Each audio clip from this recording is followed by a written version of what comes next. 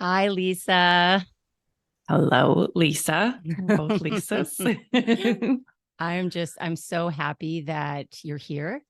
I've been really looking forward to this chat with you, and it's just such a pleasure to have you on and to learn more about, you know, the healing journey that you've been on and how that's shifted your life and your work and your spirituality. So thank you so much Mhm. for coming on.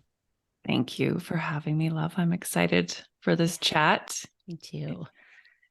It brought up a So lot just even in the reflection. So I'm excited to see where it goes. Me too. And I was actually reflecting on how long we've actually known each other for. It's like, I think that we've probably known each other since like 2013, 2014. We actually knew each other before that, and I don't even think you know Okay. because I lived in those condos by MRC, and I used to work with Mark, sidebar, and you lived in those condos right beside me. Oh my goodness. I never Okay. told you that. So I'm learning something completely new right now. That is Yeah, amazing. yeah. So that was like 2005. Yeah. Wow. Okay. So Yeah, it's been yeah, even longer, and we've just yeah, been weaving in and out of each other's lives for the past many decades then. yeah. How So cool. wonderful. So I know that recently, though, we've been reconnecting through, my work in somatic and attachment therapy, and then your own journey through CPTSD and some things that have been going on in your life. So I think, we're going to jump into some topics that you're currently passionate about. But before we do that, I'd love to hear how you've landed here, Mm. what's happened within your own journey that led you back to nature and God and herbals. So I know that's a big question. Yeah. That's a huge question. And, I've landed in this space that I often call the space in between. Like, I'm not really sure where my work's going, just to like hone it in on work specifically. But my life has flourished in so many ways. But what I knew a year ago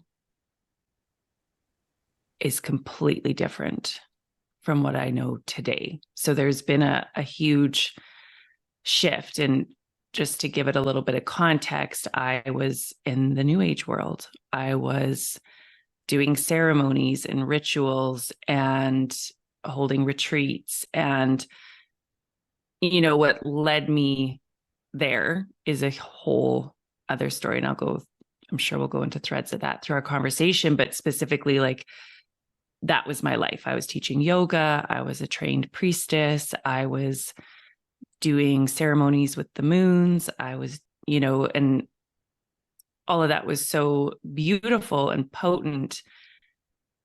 And then my trauma caught up with me, is how I kind of define it.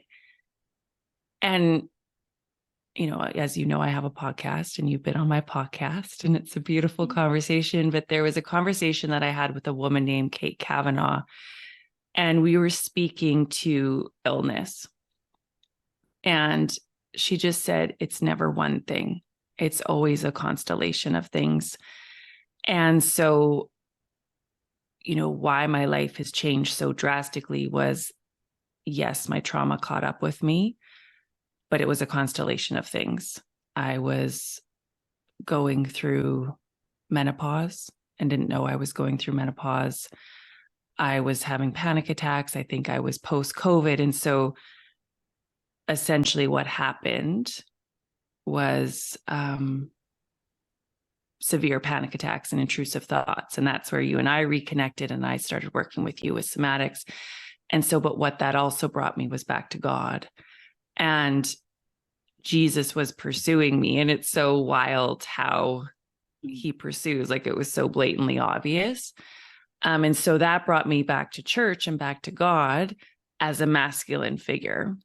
And part of that journey, when I was in the New Age world, in the goddess realms as a priestess, it was all about the goddess. And men were not really a part of that. You know, I did hold ceremonies with a friend of both of ours, Matt, and there was the masculine, but it was all women. Like it was all women all the time, and the divine feminine and the goddess. And before I had, you know, what I'll call a nervous breakdown, I don't even really know what language to give it yet. I was trying to heal my relationship with men. And my mentor at that time said, if you want to heal your relationship with men, you need to heal your relationship with God as the masculine. And so all that was kind of happening at once. And so that all came into this like collision, we'll say at Christmas time. And now it's been a journey of what aligns, what doesn't align, what fits in, what doesn't fit in, my survival being the utmost importance, going through, you know, learning that I had CPTSD, and all of that. So that's kind of brought me to this moment. And what is really fascinating about it is that what was my work before was all online. It was all coaching other people, spiritual mentorship, all of that. In my experience, I couldn't coach somebody when I was off the rails myself. And so what became healing was nature, like foraging plants, being out on land, screens, like intensified everything. So what I knew as my work couldn't be my work anymore because it didn't feel good. It threw me back into the anxiety and the panic attacks. So being with the plants was like a way to working with my hands. It's really been interesting because anything that I do with my hands is healing, but anything I do on screens is like, So that's did that even answer your question? That's kind of what brought me to this moment. Yeah. I mean, absolutely. I think that you made so many just really beautiful points in regards to the journey of life and how we can be fully immersed in this other paradox of, you know, healing the feminine and thinking all of our work is there and doing all of these circles and being fully enmeshed. And there's importance there and there's purpose there. And it's not taking away from that journey. But then this other thing comes in. It's like, hey, I'd now like your attention. I'd now like for some presence and some consideration. And sometimes, you know, it comes in as a whisper, and then other times it's a brick through the window. Mine was a brick through the window. Yeah, I can relate.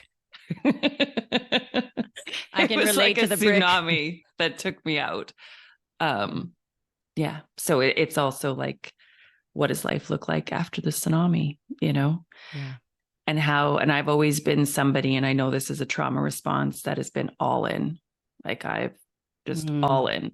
Yeah. And so that doesn't always work. You know, it's like finding the space in the middle or the space in between where it's not one or the other. You know, it's not even right now. It's like, it doesn't have to be all Christianity, all Jesus. It's like what does fit, and also what are places that I'm not willing to open myself to. That's right. You know? Yeah. Yeah. It seems like getting curious about more aspects of life. And I always think that curiosity is the way to play. And it's the way to self-realization as well. I love that you use that wording. Like, how did you experience Jesus pursuing you? I'm so interested in that. Yeah. Yeah. So I actually went to a Christian church when I was in design school. I was Pentecostal. And that was when I was 24. And so I had a strong connection with God, and God has always been there. But what it's been God and many other things as well. And so I left the church because I was still grieving the death of my father. I was still, I was going through a lot of stuff, and I was just kind of mad at God. And I was like, what is this? Like, where is some peace and stillness in this life? And so I left the church, and then I, found yoga, went to India, did all these different things. And so where he started pursuing me in a really blatant way was, I moved out to the Sunshine Coast. I believed in signs and numbers. And like, the reason I'm here is because of a story about a wolf and an eagle. And and it is the most beautiful story. And I do still fully believe it was coming from God. But that's how much I believed in all these other anchor points. And so I was here on the Sunshine Coast, only knew 2 people, and then my ex-boyfriend.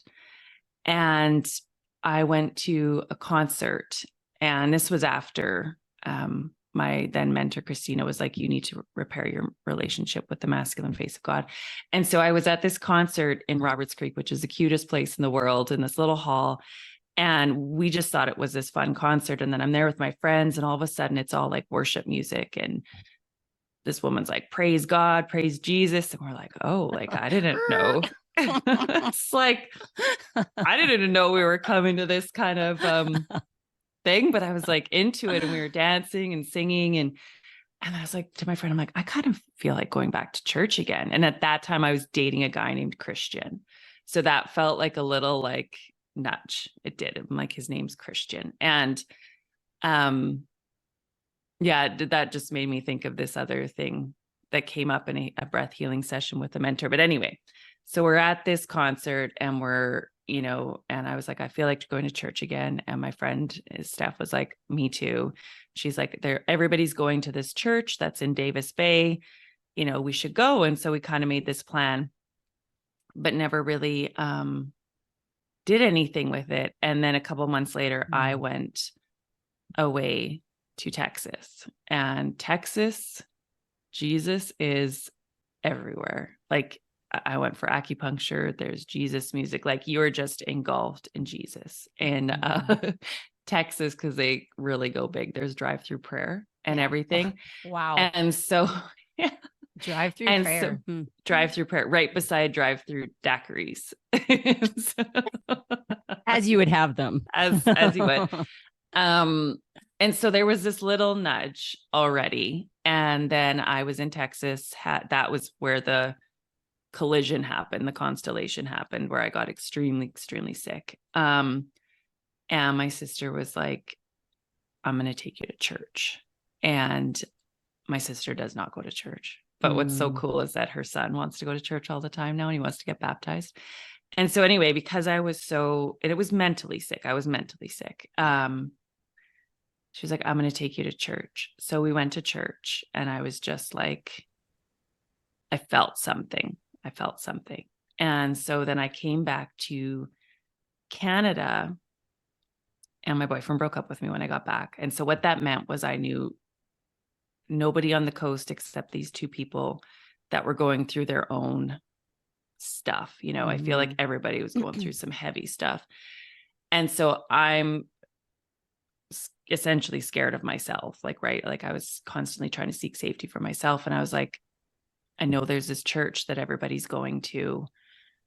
I just Googled churches in Davis Bay and prayed that I picked the right one. And I went and I picked the right one. Some of the people I knew of were there, and it became this like saving grace place, like a safe place where I could go. And so that was like kind of a nudge. And then I went not long after that to Vancouver to pick up my mom from the airport. And there was literally a man standing there with a sign that said Savior. And I was like, oh my gosh, like,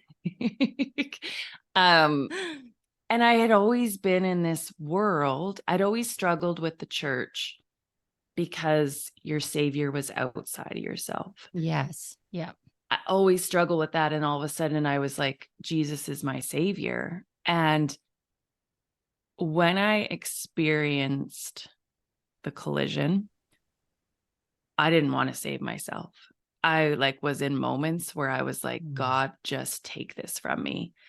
And so to have something outside of myself to hold that for me was like, I will give you all of it. I will give my life over to you. Like, I am on my knees, God.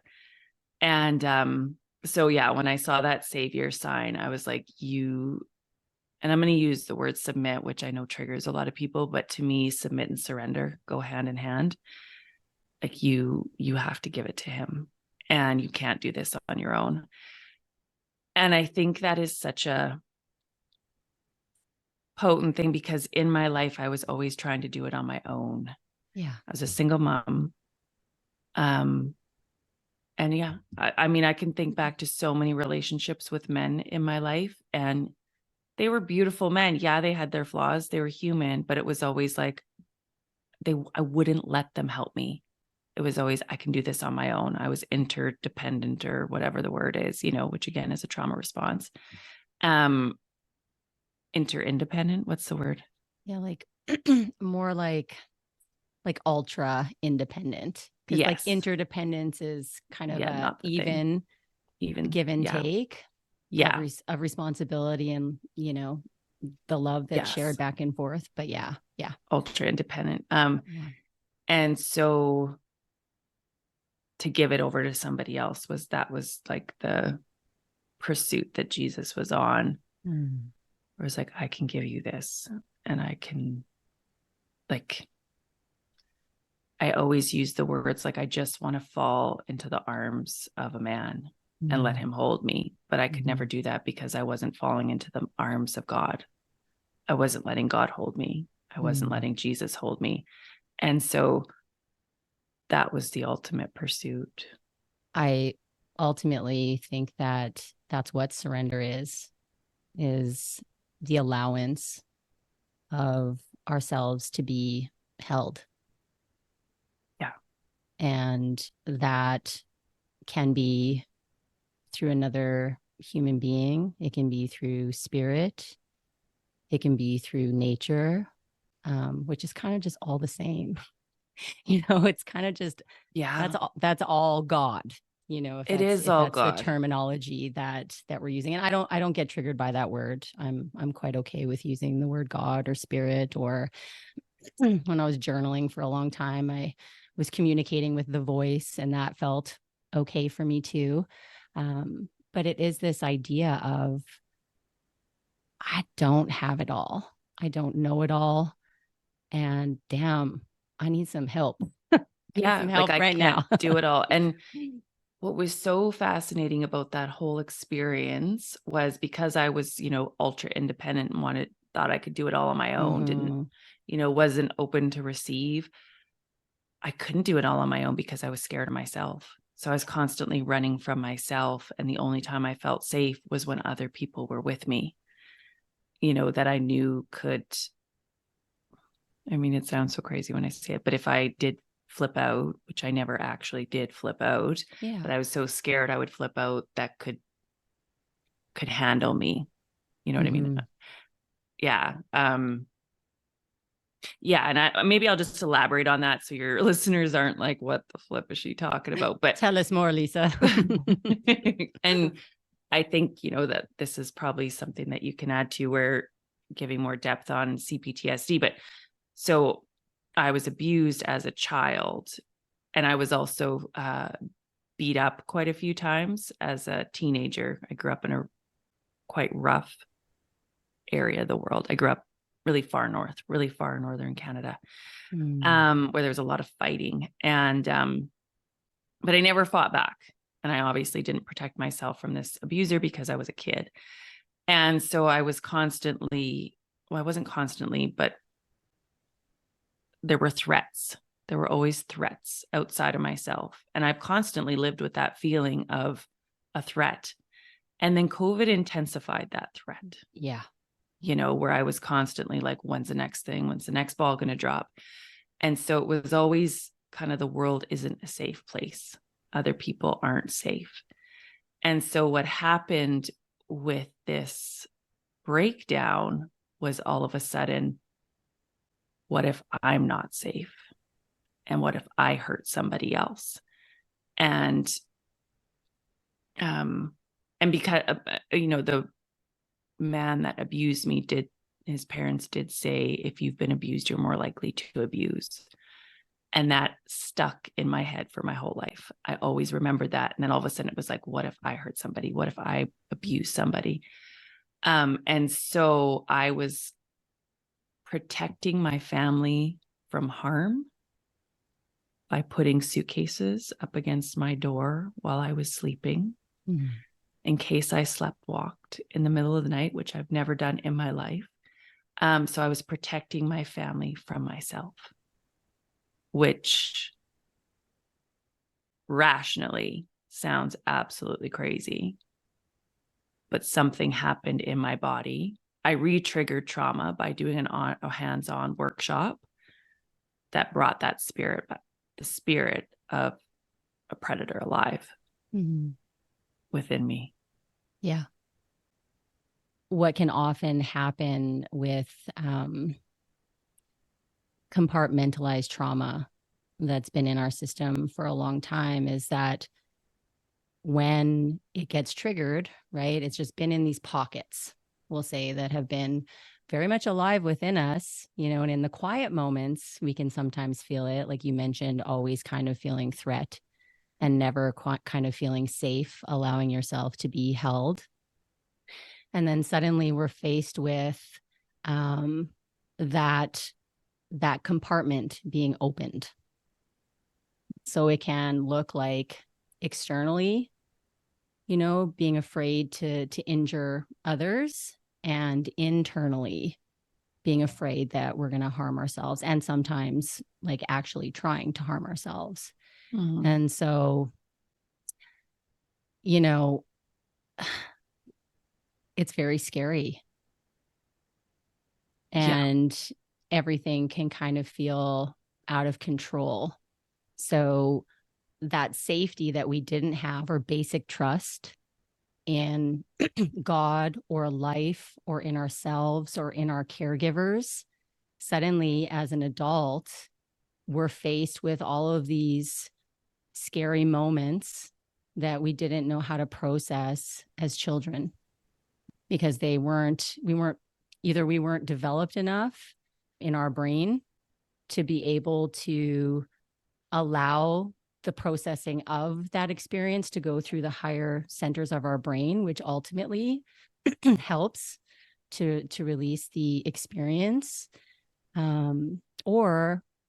And we didn't have the support that we needed afterwards, which, I mean, so many of us, for whatever reason, didn't, whether we had parents that were dealing with their own traumas, deaths in the family, environments that weren't safe. I mean, God, so many things can contribute to this. If there was a lack financially growing up, constantly living in survival, like all that shit, it all takes up space. And as little people, we're soaking it all up, trying to make everything better for everyone else.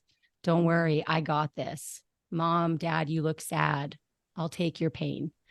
So it doesn't get redirected at them, like, oh, because we can't understand like the context of what's going on in the adult world. It's like, what have I done wrong? How am I wrong?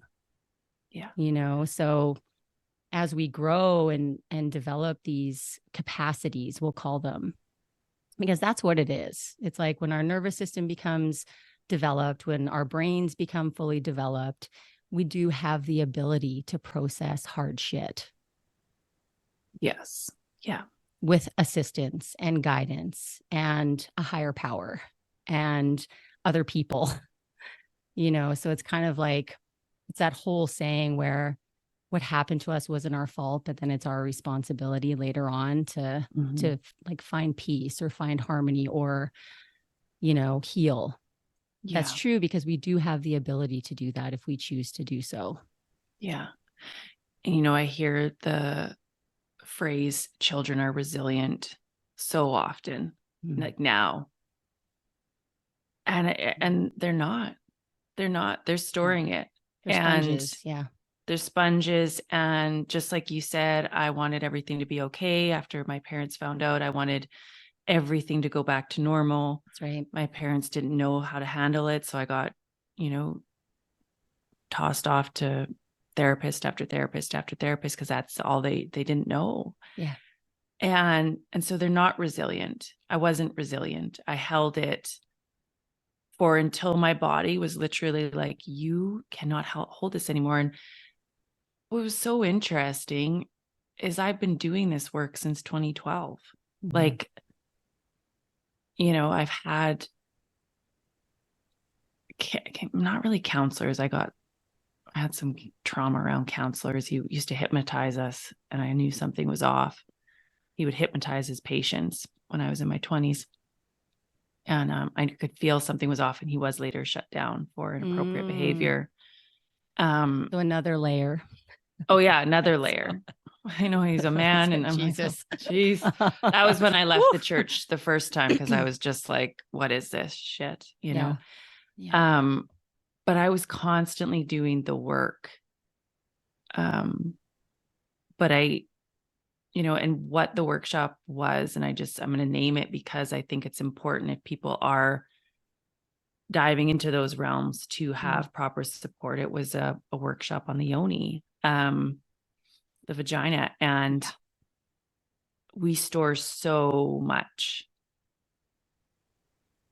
in our vagina and our yoni as women, and especially if we've, and not only was there sexual abuse, but there was, and it's not the men in my fault's life. It's the culture that we grew up in. We grew up in hookup culture. Nobody, you know what I mean? There wasn't conversations about, just, I'm more alluding to sex when I wasn't ready. Yeah. You know what I mean? And so as women, we store all of that in our body, and we can go deeper into that for sure. But, and so it was a workshop, internal workshop, where I triggered something. And so when you're doing that work, you need support. Yeah. And I should have known it was my responsibility, but I didn't. I was on holidays in Texas doing an online workshop up in my sister's spare room, and then a tsunami happened after that. Totally. You probably thought it was just going to be a fun yoni exploration. I was like, oh my, this is going to be great for me and my boyfriend, and,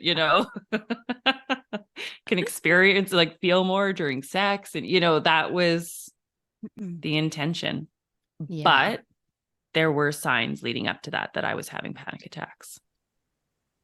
And so, right. But I wasn't listening to the signs because I was very much in the headspace. It's post-COVID. We're all readjusting, not, maybe I should look into this. Maybe my hormones are completely out of whack.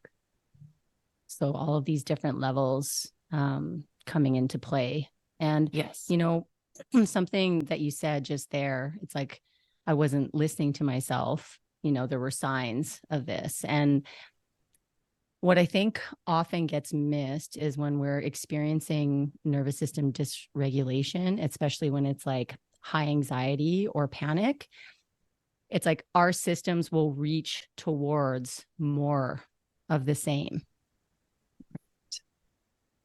So, and that's can be a very unconscious thing.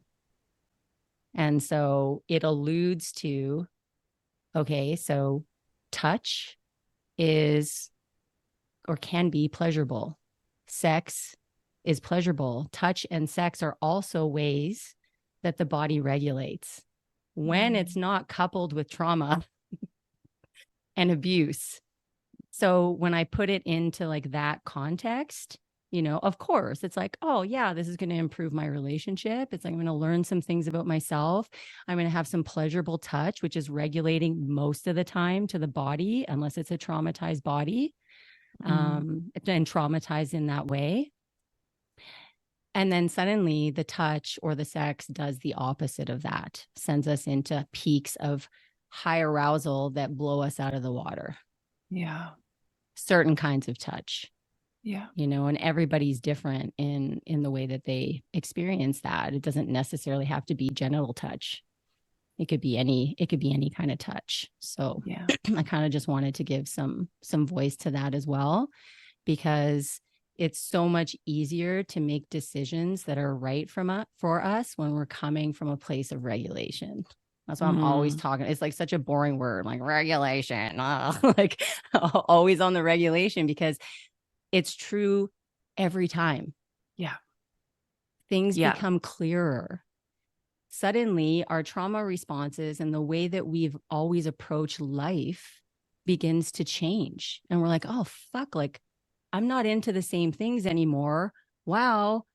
I just know that I'm not meant to do this anymore. And it's like this internal knowing that begins to emerge that is beautiful, making way for conversations with God, making way for plants, making way for, all of these different things that are truly there to support us on this journey.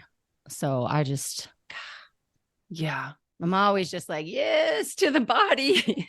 Yes, we do know how to do it. It just, man, as you can attest to, it's like not easy.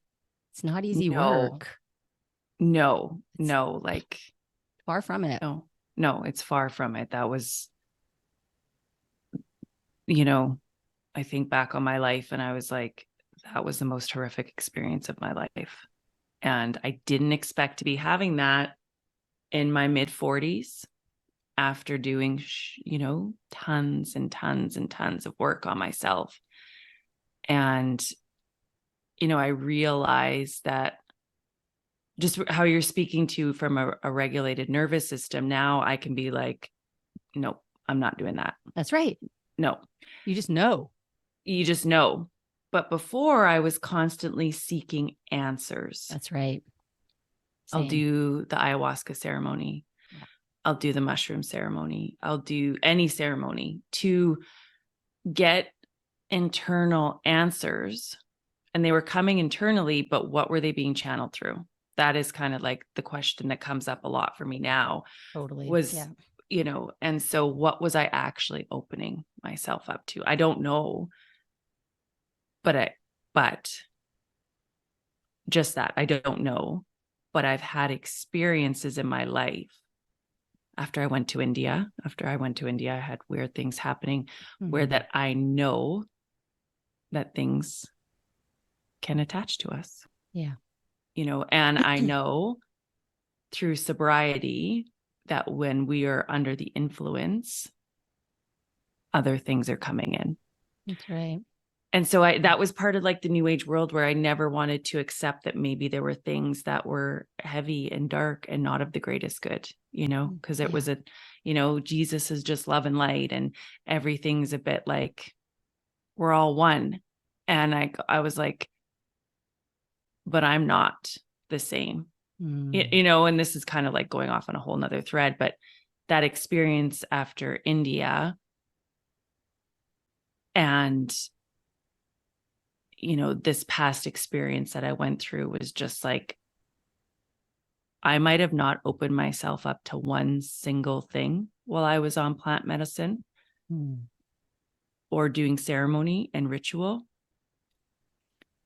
but I also really might have. Yeah. And I don't know. And so I'm going to use a shit ton of discernment now. Yes. Because I don't want to take that chance again. Dude, it's like you nailed it. Discernment. Yeah. Is the thing that is often missing when we're in states of shutdown or overwhelm because we're desperate. Yeah. And desperate people do desperate things. Yes. But it was all like with good intention in the name of totally personal growth and love. And, like Absolutely. I went to a Tantra temple. Yeah. That there was not one thing that was sacred about it. It was just an orgy, And that's so what I mean. Yeah. Yeah.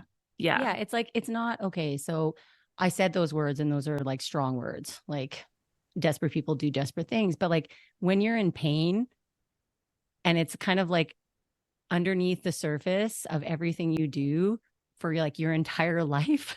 Yeah. It's Yeah. like seeking, once you've healed some things and once you've figured out a few of those patterns, like the big dominoes that are just like really there underneath the surface, it's like, I don't know if it's the same for you, but it is for me. And it comes back to that discernment. Man, I was always a yes to all of these different ceremonies, all of these different groups. I'm like, let's do breath work, you know, one weekend. And the next weekend, I'm like, let's do like an intense processing of, you know, whatever, doesn't matter. Next weekend after that, it's like, yeah, let's do some more plant medicine. And it reminds me of this one picture that I saw on Instagram, probably like 2 or 3 years ago. And there's like this shadow figure following behind this guy that's like off to do another plant medicine journey. And it's like, just integrate me. Yes. So that's the other portion so of true. this. It's like, I myself was just going and seeking. And because I'm a Sagittarian too, so I'm going to bring in that astrology. And I know you are as well. So I'm like, oh, like there's so many things to explore. And I want to know what they are. And I want to see how they're leading to breakthroughs or breakdowns or whatever it is. And there's so many beautiful things to experience. But when the body's already overwhelmed, when it's already up to here with its own shit that just keeps circulating, it's like, there's no time for integration. There's no time for digestion of like what has actually happened. And so my need to go to ceremony or to sit in circle all the time, it's so nice that I don't have that. Like, if I want to do it, it's for the joy of doing it, not because it's something that I obsessively, like, I just need to figure something out about myself. Do you know what I mean? Yeah. Yeah. It's like totally. that difference of like, I enjoy just doing things because I want to do them now, not because I'm going to fall apart if I don't. Yeah, you nailed it.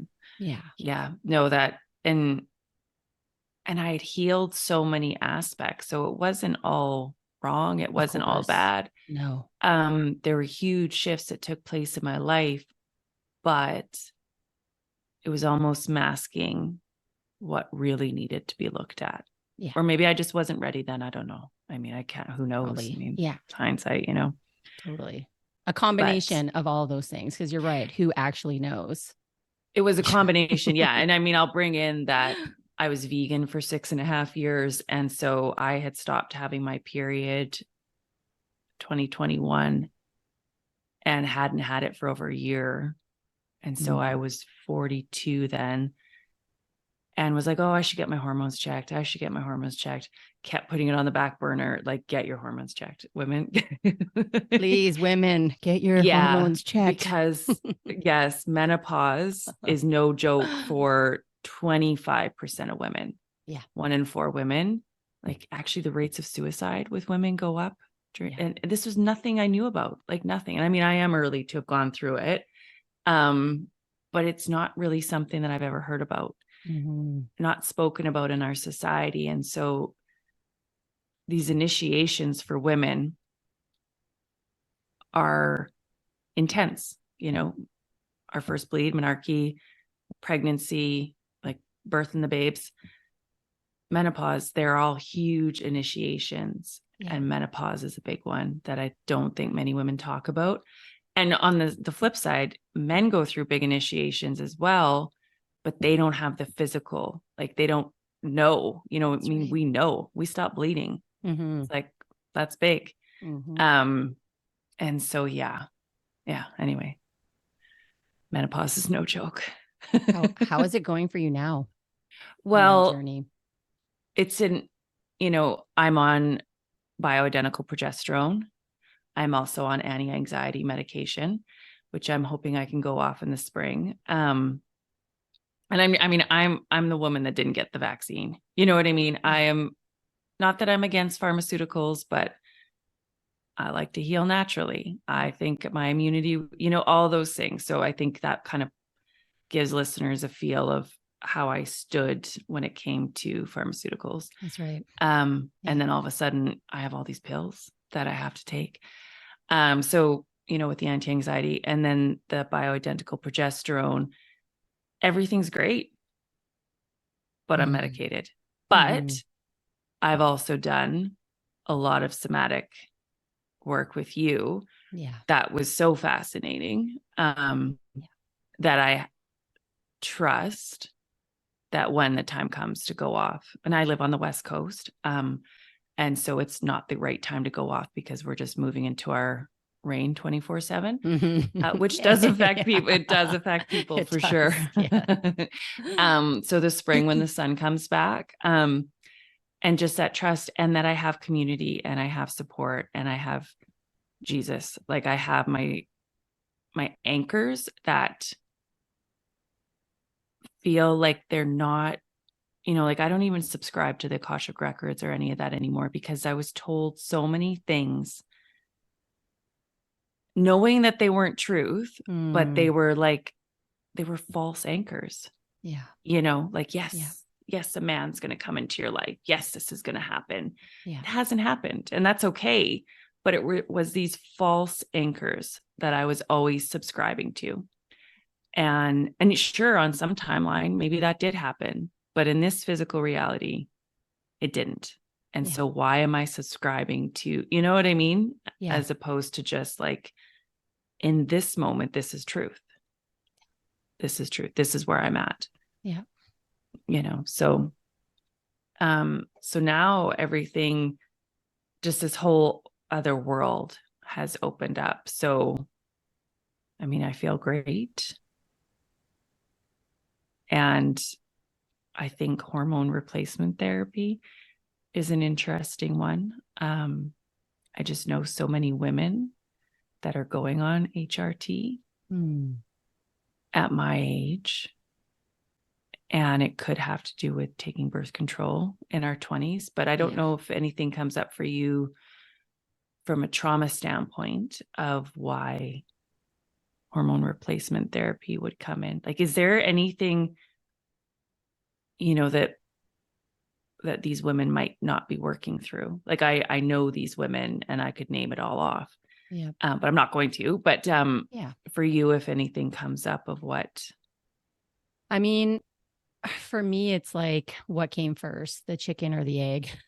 Like, right. A lot of times, depletion in certain minerals and vitamins and micro and macronutrients, they obviously play a huge role in how we're able to function and move into the world and all of that. And at the same time, when there's unprocessed trauma and wounding, that also fucks up hormones. Yeah. And the way that we're able to absorb nutrients and take in. So often in this work, I see people, and myself included, allergies that they've had forever will just clear up. Certain aches and pains, chronic pain, all of these things, because like the nervous system and the vagus nerve is literally innervating and attached to like everything. Yeah. And so I like to say that, like, once we can remove some of the barriers to healing, the supplements, the hormone replacement, all of these other things become much more efficient. And that's what I've noticed within my own journey with so many of clients that I've worked with throughout the years, is just like, people are doing somatic therapy and talk therapy, which is amazing. To me, it's like the missing link for talk therapy. Same.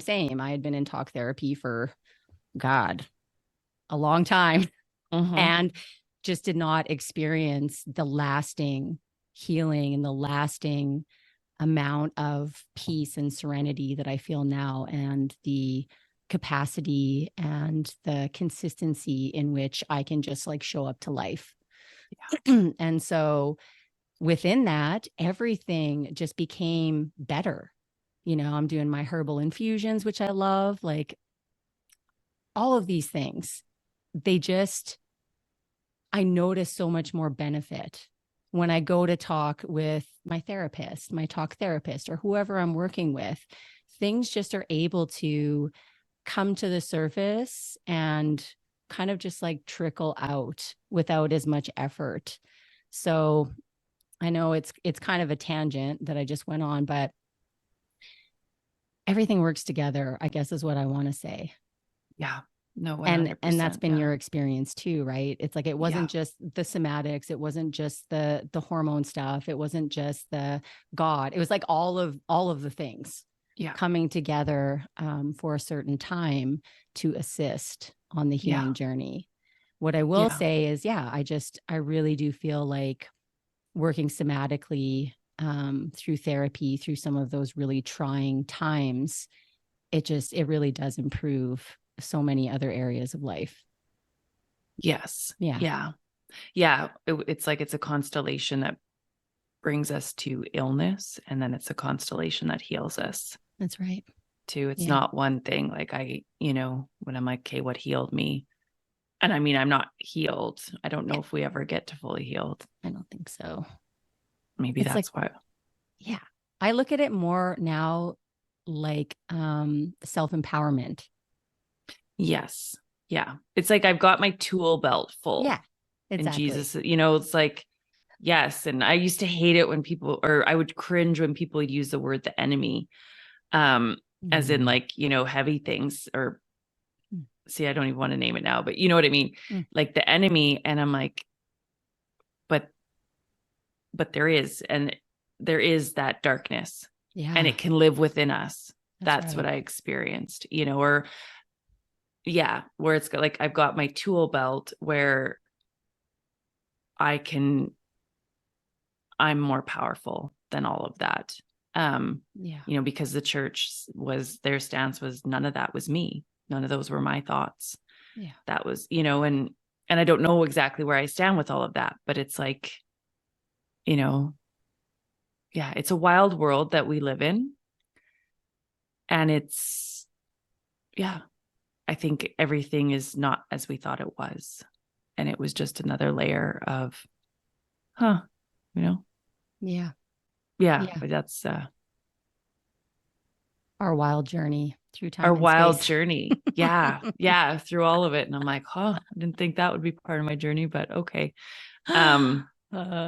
We fill our tool belt. We fill our tool belt with the things that support us. And, we eliminate the things that don't support us. That's right. And I wanted to kind of circle back to what you said about Akashic reading. And oh man, I could talk about this for a long time. Some of the readings that we can get can be very disempowering. Mm-hmm. We'll latch on, like you said, to like one thought or one idea, especially when we're in a place of like seeking and searching, that can be a detriment to us, quite honestly. It's like the loop that keeps on playing back. Well, that woman, and she was recommended, told me that I would be doing this right now.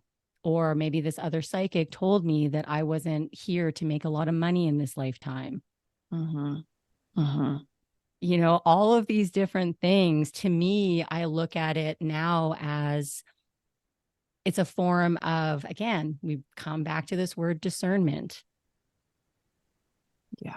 And being able to internally resource ourselves instead of needing someone to tell us what to do. Yes. And so that is a whole other element of this healing journey. It's like, once we get to a certain point, we just begin to know ourselves more deeply. Yeah. And to make decisions from that place. If someone's going to come to me and tell me like, I need to go and get a vaccine, or if I need to go and like do this shit, if I don't know myself and my own internal standards and my own values and my own somatic body, and what actually feels good when I'm regulated, and when I know that there's a certain amount of flow, when I'm connected to others, it's so much easier for me to be like, oh, hell no, like that ain't for me. And I can stand in that. I can take a stand in that, and I can be okay with others disagreeing with me. Amen, because sister. It's not about the other person. It's about my own experience of what I need and what I don't need. And I just think that we're taught to be nice, right? This conversation, especially around like women, like be nice, hug your creepy uncle, like do all these things, right? And ultimately what that leads to is us not trusting ourselves and not having these like energetic and physical boundaries with partnerships, with our parents, with substances. All of these things comes down to boundaries and knowing yourself and being able to discern like and what's knowing right for us. Yeah, your hard yeses, your hard nos, and your maybes, you know? Yeah. Yeah. And, you know, like just coming back to the Akashic Records for a brief moment, but I went to a psychic when I was 14, and she told me something that I was looking for my whole life. So And it's also like, the flip yeah, side. yeah, you know, how, yeah. And who knows? I mean, it may eventually come true, but it may really not. Like it's really looking like it's not right about that. And There's so still time. there's still time, but it's like I've lived my whole life through that lens of what I was told was going to happen. Yeah. You know, how disempowering is that? You know, and Right. I forgot about it sometimes, but then it came to the forefront again. So yeah, it's just that coming back to what is real right now. You know, what is actually real right now? Who knows what's going to happen in the future? Absolutely. And how present can I be with what is presenting itself to me right now? Yes. Yeah. Yeah. Not chasing something that is the potential. That's right. Yeah. Living for what is, because we can do that in relationship as well. Yes. Ever been there? Where you're like, that one's got potential. You're like, oh yeah. 6 years later, like still there's potential there still, but it's not necessarily realized by the person. Yes. Yeah. Yeah. So you're chasing these potentials. It's like just right here, right now. Right here, right now. Yeah. So just to switch it up a bit, because I'm so interested to learn more about your wildcrafting journey. Because like I'm all about the herbs and the bees, and I've actually had bees as well. I've stewarded with bees, and man, so many lessons from those little guys, and so cute, and also how they work together and what they can teach us. Same thing with the plants and learning how to be with them with your hands, and I hate the word use, but like how to like be with the plants, we'll say. And the medicine that they so generously give us. Yeah. Well, bees, the buzzing helps with CPTSD. It does. Yes. And and the stings, like the venom is so good for you and all that kind of stuff. So have you been stung? No, not have you? Yes. It's not fun. One time. No, not yet. And I go in with bare arms and bare hands, and no, I haven't experienced it yet. I'm sure my time will come, but I've always wanted to have bees for a while now. I've wanted to rewild land for a long time, and heal and work with the land and provide a space where people can heal with the land for a while. It's been a dream for a long time. And so when I moved to the coast, and I'm specifically on the Sunshine Coast, which is kind of this little treasure that's remote and only accessible by boat or plane. It's everywhere, you know, my dream's everywhere. And so it was out of a need to be around people, be with nature, and to use my hands essentially, and just to feel like I was contributing to my survival, if that makes any sense. Everything became about surviving. And so I started working with this bee mentor. We processed 500 pounds of honey, and it was just literally to get me out of the house and get me away from a phone. That's And because I love bees and I love learning about them, and they are absolutely so fascinating. I saw a baby coming out of his cell, like poking out. And I was like, that is so, it was just like such a magical, like we see whales not all the time. I mean, we don't take it for granted, but it's like seeing these massive, majestic creatures like coming out of the ocean. And then to see this like little speck of a bee coming out of his cell, like just starting his life, and he's going to create so much in such a short time, you know. And their first job is to clean out their cell, and it's like they're just, you know, and so those things became my anchor points. Like, I'm going to see the bees at this time, you know what I mean? Like they became my anchors and my structure. Yeah. And then the wild foraging, again, every morning I go to this place called Sergeant Bay, and I love it because I've been going for over a year now to the same place almost every morning. And you see how it changes and how it transitions and the seasons it goes through. And last year when I was here, I didn't notice, but I wasn't here in the spring, so sorry. But the spring, all of a sudden, all these wild roses, it was a hallway of wild roses. And there'd be petals like all over on the branches, like thousands of roses. The most dreamy. Oh, it was so beautiful. And I was just like, oh my gosh. And so I was like, I'm going to start just taking the fallen petals and creating stuff. And so me and a friend was visiting, and we went at night, and we just like gather all these petals. I'm like, I'll make tincture. And it was like a symphony of frogs. Like the frogs were, and it was just all these anchor points that were real. They were real. And I was still mentally in between, where I wasn't fully like myself, like I feel like now, but I wasn't like in the shitstorm anymore.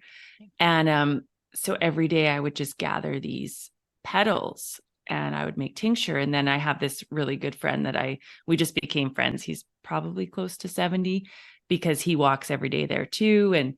And he'd be like, oh, well, this is chicory. And, you know, there's mullein, and there's like California poppy and all the stuff that grows so wild here.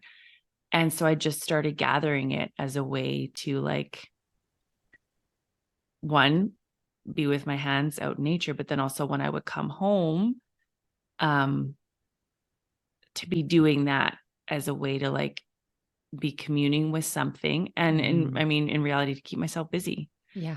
Because when I was alone by myself before, it wasn't safe. That's right. And so to like integrate, like, you're safe, you're with these plants, you're learning, you know, I was finding new anchor points that were real and not on my phone. Amen. So, because I think it's so, you know, I spent years building an online business. Yeah. And I was like, I can't be on my phone. I haven't emailed my email list that it has thousands in probably a month or two. Yeah. And now it's all in human.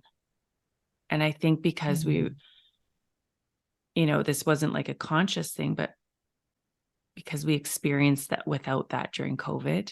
Yeah.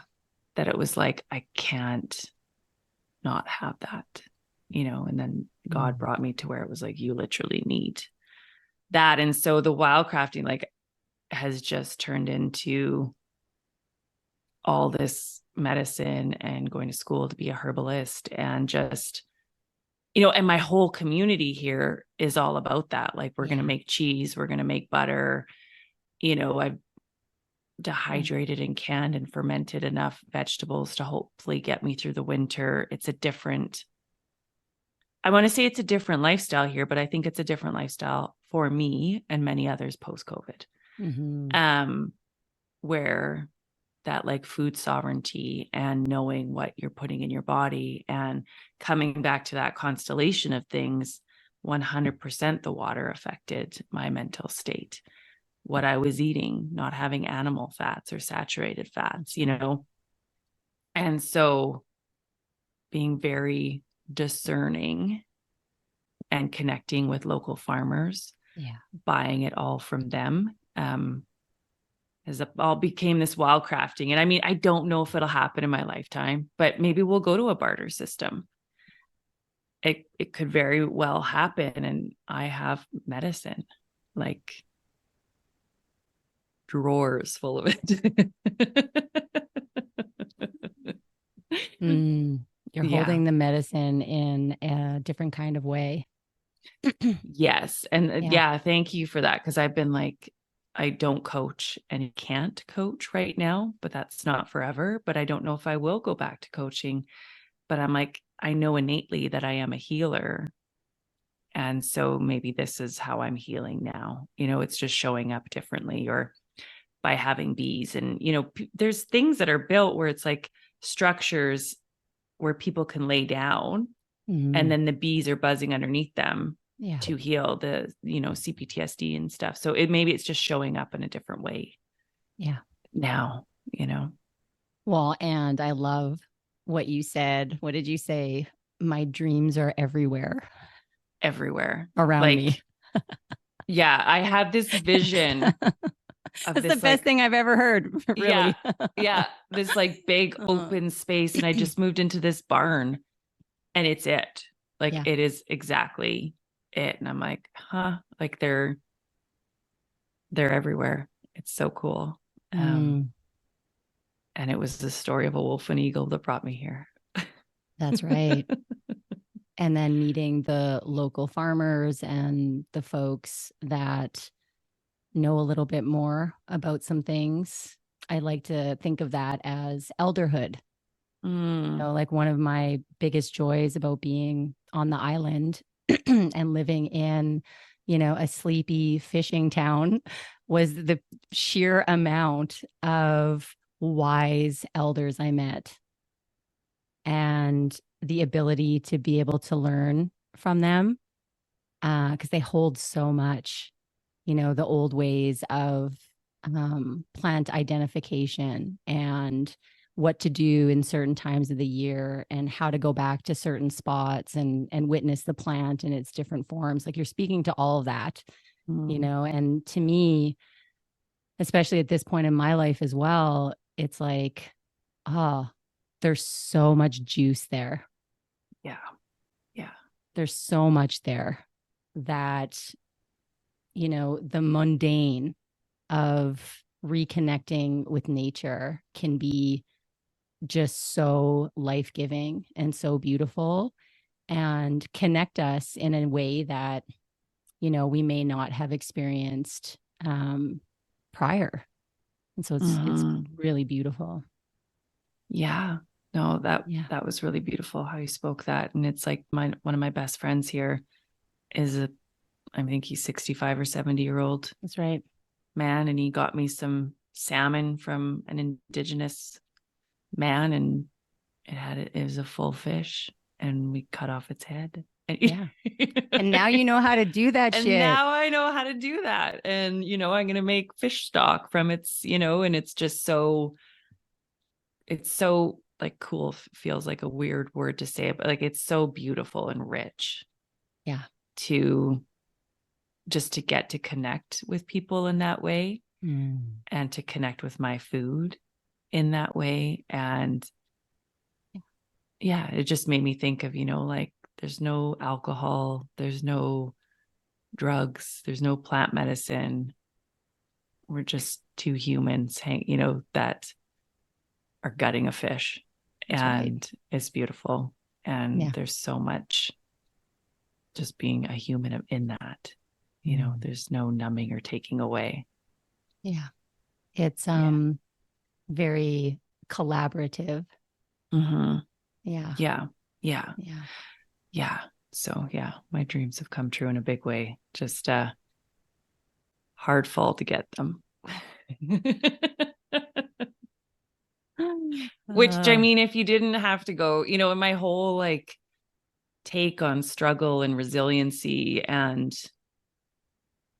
is just different. Like I was resilient, there were multiple traumas and, but just that sacrifice seems like such a harsh word or used to, but it's like sacrifice looks like different things. And we do sacrifice stuff in our life to achieve what we want to achieve, That's right.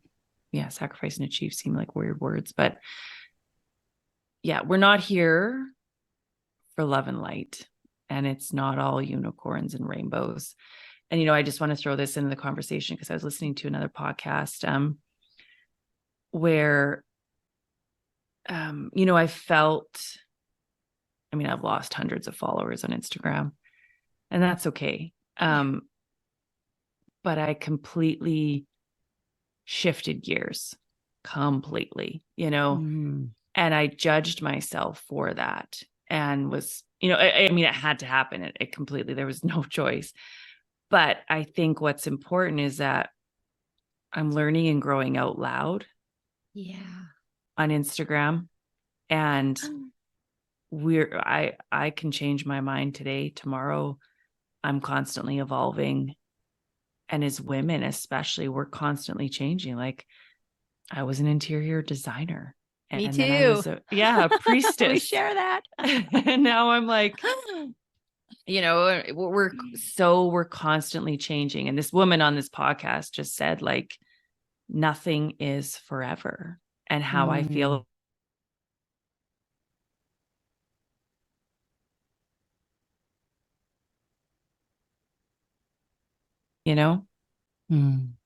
it's part of life. And I think social media is great in many ways, but it's also not great in many ways. We're knowing what is going on all around the world 24/7.